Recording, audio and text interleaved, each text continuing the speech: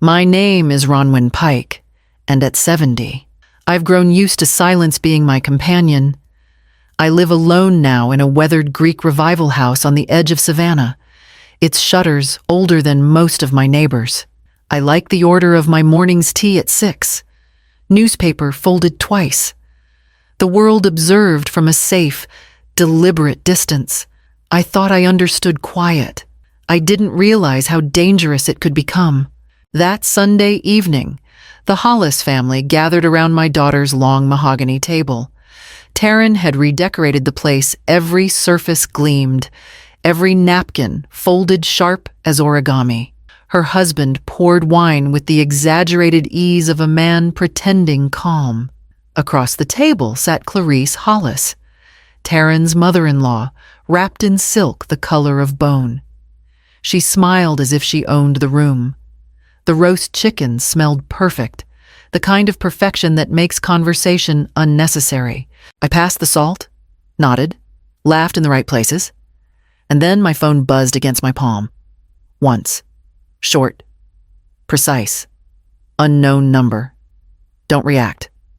My daughter is recording you. My throat went dry. I set the phone beside my plate, face down, and kept smiling. Taryn was telling a story about her new client, something about image management. The phone she'd propped against a water glass caught the light like an eye. Clarice adjusted it slightly, angling it toward me, her manicured fingers steady. I reached for my glass to hide the tremor in my hand. The wine tasted metallic. I kept my voice even when Taryn asked about my garden. My body remembered old habits from faculty meetings and funerals. Hold your posture. Protect your dignity. Show nothing. Dinner ended with practiced warmth cheek kisses, polite laughter, the illusion of family. When I stepped into the night air, the humidity pressed against my skin like breath. At home, I locked the door and set the phone on the kitchen table under the lamp's yellow ring of light. The words glowed again. Don't react. I read them until they blurred. The house felt different. Too still. Too aware. Upstairs, the air vent hummed faintly. I turned toward the sound, a chill running down my arms, and went to find where it was coming from. The sound came just after midnight, soft, deliberate, almost polite, a faint click, like a pen being pressed and released. I froze halfway up the stairs, my hand on the banister. The house should have been asleep. Only the ceiling fan hummed above the landing. Slow and steady, then the click again, sharper this time. From the bathroom at the end of the hall, I turned on the light. Everything looked ordinary. The folded towels, the pale tile, the outlet by the sink. But something was wrong with the outlet cover. Its edge gleamed faintly under the light. I bent closer and saw it wasn't flush with the wall. When I leaned nearer, a pinpoint of red blinked once, so fast I almost doubted it. My breath caught. I fetched a screwdriver from the kitchen drawer and unscrewed the cover. Behind it, tucked beside the wiring, sat a small black device with a lens no bigger than a shirt button. My throat went cold. I stared at it for a long moment, then replaced the cover carefully, the same way it had been, in my bedroom. I climbed onto the chair and checked the vent above the bed. Another light blinked, faint blue, inside. A second device watched quietly through the slats. I moved slower this time, steadying my hands. On my dresser sat the porcelain heron Taryn had given me for my last birthday. Its head tilted toward the window, graceful, deliberate. When I lifted it, a small circular hole hid beneath its painted feathers. I held it in my hands, heavy with betrayal. My first instinct was to smash it, to shatter the hollow silence inside. But I stopped. Destruction would erase proof. Instead, I opened my phone's camera, documenting each device, the outlet, the vent, the heron. I named every image with the time and location, sent duplicates to my own email, then sealed the heron inside a drawer. The house felt stranger with the lights on, than it ever had in the dark. Every shadow seemed to breathe. I stood at the window, looking out into the quiet street, my reflection caught against the glass hair silver, eyes steady. I wasn't broken. Not yet. The house had been watching me. But now, finally, I was watching back. By morning, the house looked unchanged, sunlight across the floorboards, the faint smell of last night's tea, but everything felt altered, as if I were standing in someone else's life. I made myself a cup of coffee, sat at the kitchen table, and opened my laptop. The photographs from the night before waited in a neat folder, proof that something intimate had been broken. Each camera had a serial number etched beneath the lens. I entered the first one into a search bar. The result came quickly: a small distributor of home safety equipment based outside Atlanta. I tried the other's same source. When I scrolled down through purchase listings, a familiar name appeared on a shipping invoice dated 6 weeks earlier. Clarice Hollis. I sat back, staring at the name until it lost its shape. Clarice. Of course. Taryn's mother-in-law had always moved through rooms like someone born to authority. Her words dipped in civility and condescension. I remembered a luncheon last month at the country club, white tablecloths, heavy silverware, her perfume like powdered lilies. She'd leaned across the table and said, "Aging parents shouldn't live alone. Rhonwen, it invites risk both for them and for the family." I'd laughed politely then, not realizing she was warning me. Now, her intent looked clearer. Clarice had inherited property from her late husband, but I'd overheard Taryn once mention the estate was complicated. The Hollis investment firm had lost money quietly, but enough to tighten smiles. Clarice expected her family to maintain appearances. My daughter, always eager to please, had begun hinting that managing my house alone must be exhausting, that perhaps it was time to simplify. It wasn't the words that haunted me. It was the echo of Clarice's voice beneath them. I could almost hear her coaching my daughter how to appear caring, how to protect an aging mother, how to present it as responsibility, not greed. The coffee cooled beside me. I opened a clean notebook and wrote down names, dates, phrases, each line a quiet declaration of war. Fear still lingered, but it had changed shape, no longer paralyzing, only sharp. My daughter might be the hand, but Clarice Hollis was the mind guiding it. And I had just found the first thread in their web.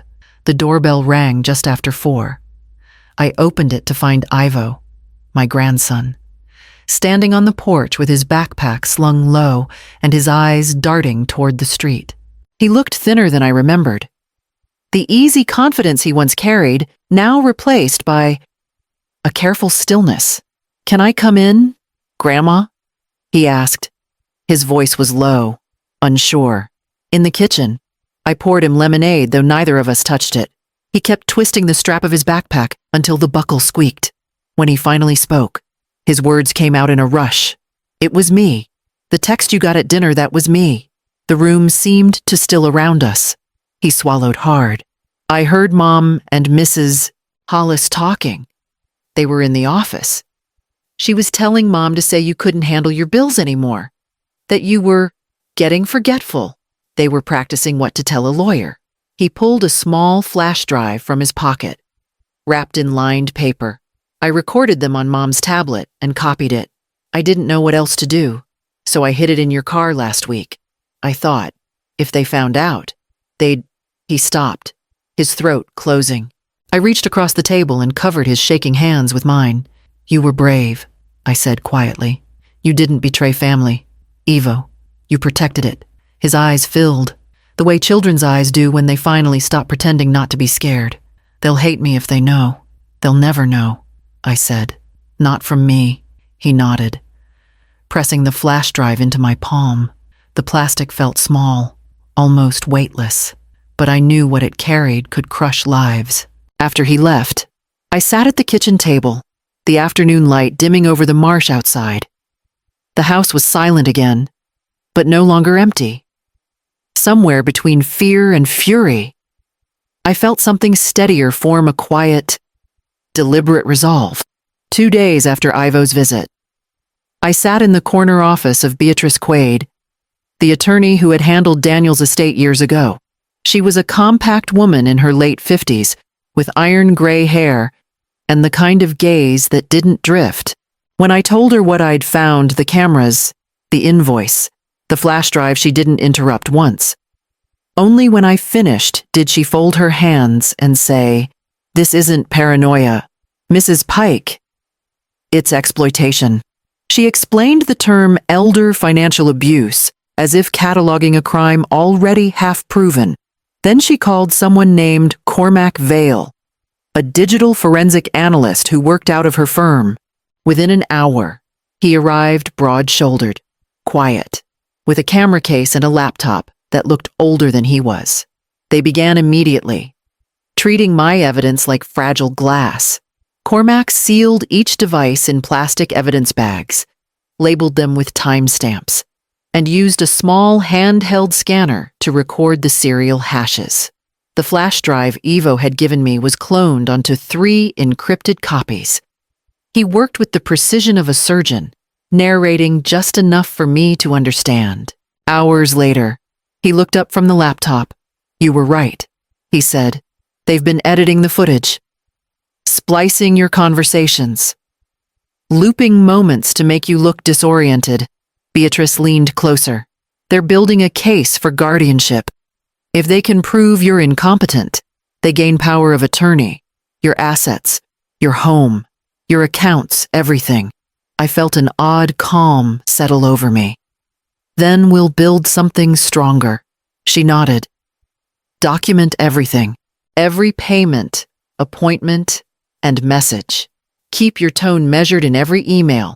Start a written journal and a digital one. Show clarity of thought. I'll handle the legal side. You show the life they want to erase." That evening, I set up my phone on the kitchen counter and pressed record. January 14th, I began, my voice steady. Breakfast, tea, and toast. Weather clear. State of mind focused.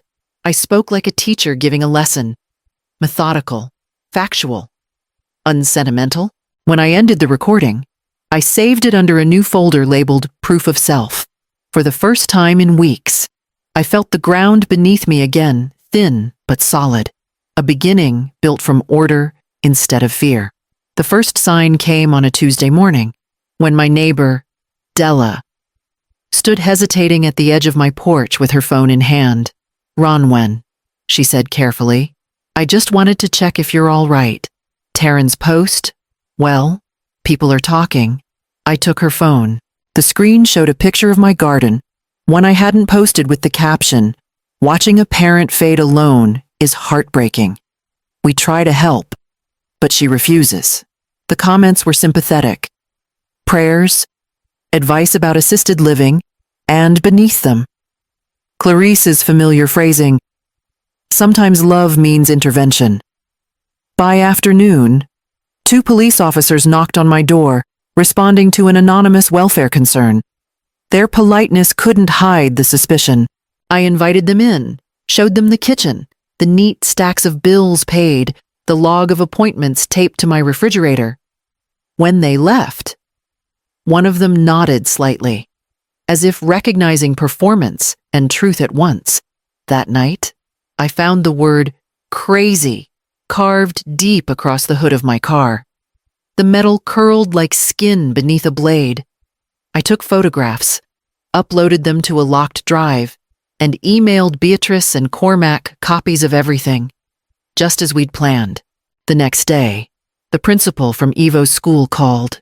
There'd been whispers that his grandmother was losing it, that his mother was trying to save her.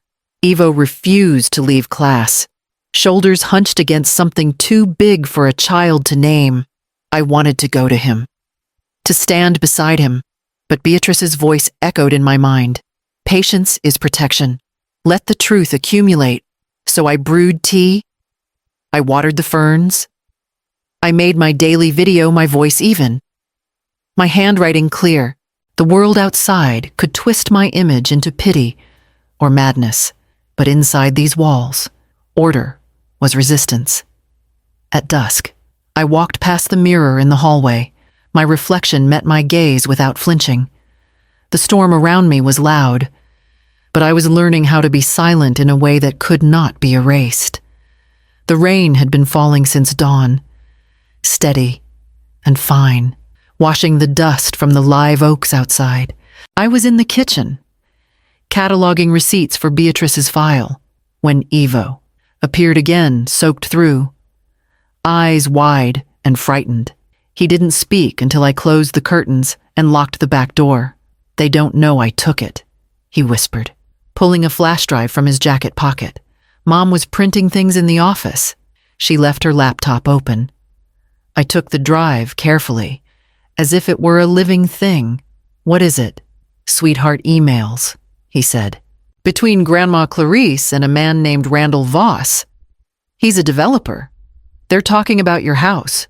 When Cormac opened the files later that day, the proof unfolded line by line, a negotiation written in polite cruelty. Randall offered a quick transfer for 60% of market value.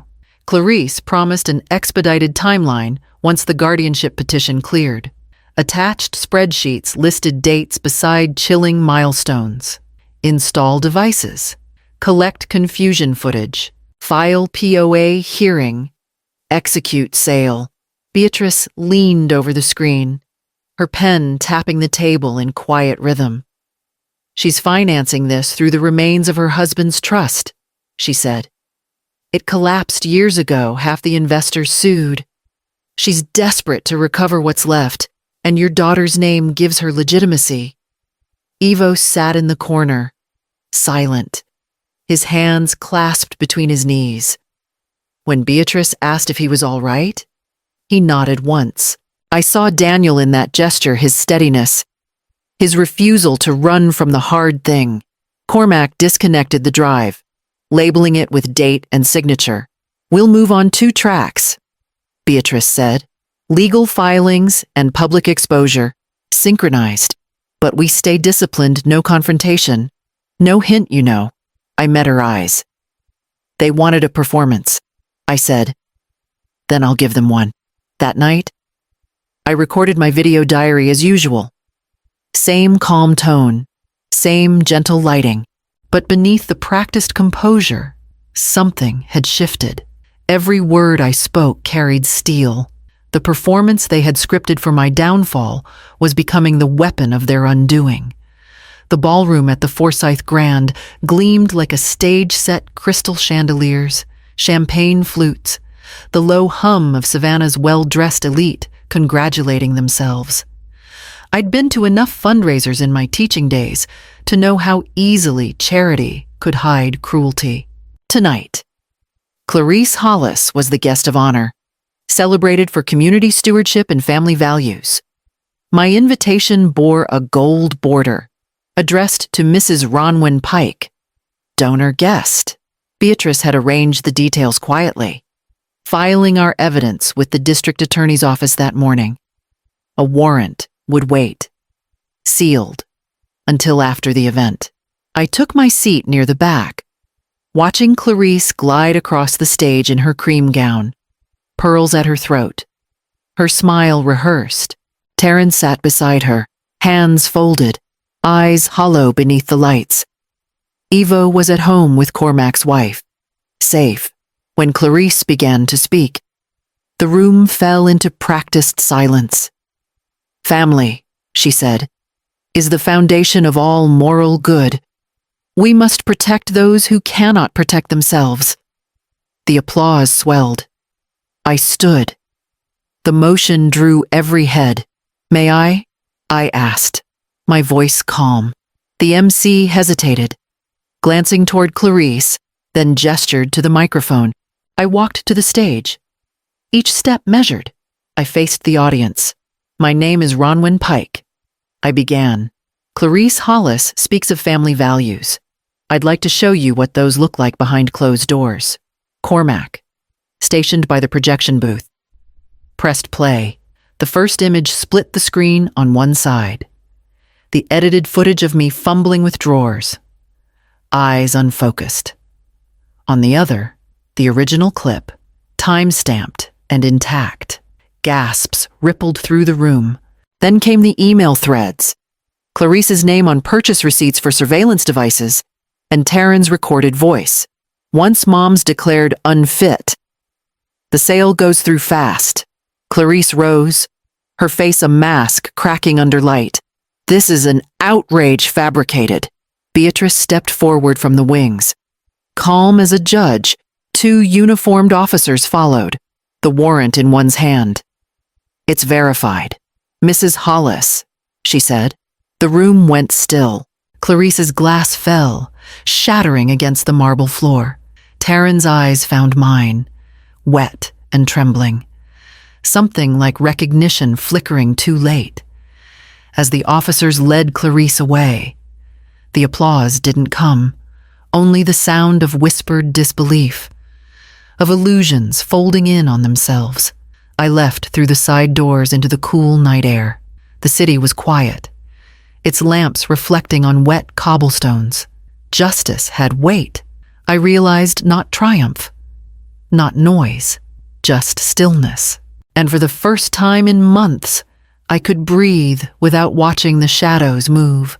The weeks after the gala moved like the slow tide inevitable. Measured, cleansing. Savannah's papers carried the story for days. Philanthropist indicted for elder exploitation. Beneath the headlines were names I once said with affection.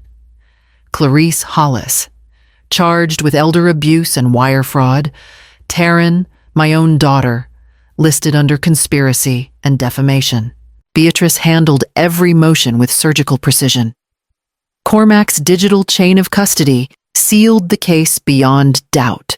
Ivo testified behind closed doors, his voice steady but soft, describing what he'd overheard and how he'd tried to warn me.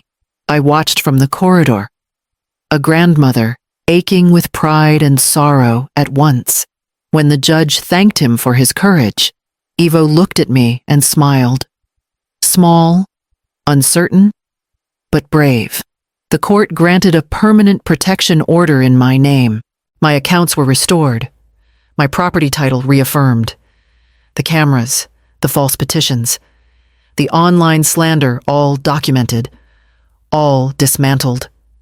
Clarice's assets were frozen, her estate auctioned to repay restitution. Taryn took a plea, her voice breaking in the transcript, though I refused to read it. Some things don't need revisiting to be remembered. The house on Whitaker Street, once my refuge, became unbearable after the trial. Every corner still carried the echo of intrusion. I sold it quietly and bought a small cottage near the marsh, a place where the morning light came through the reeds like forgiveness. On the first clear day of spring, Ivo helped me hang curtains in the kitchen. The fabric fluttered when the wind slipped through the open windows. On the front door, I fixed a small brass hook engraved with the words I'd chosen myself. Home by consent only. He stood beside me, looking up at the hook. It's beautiful, he said. It's a promise. I answered. We spent the rest of the morning in companionable quiet, him humming while sorting nails, me arranging books on the shelves. Outside, the tide shifted, slow and sure, the marsh grass glinting under sunlight.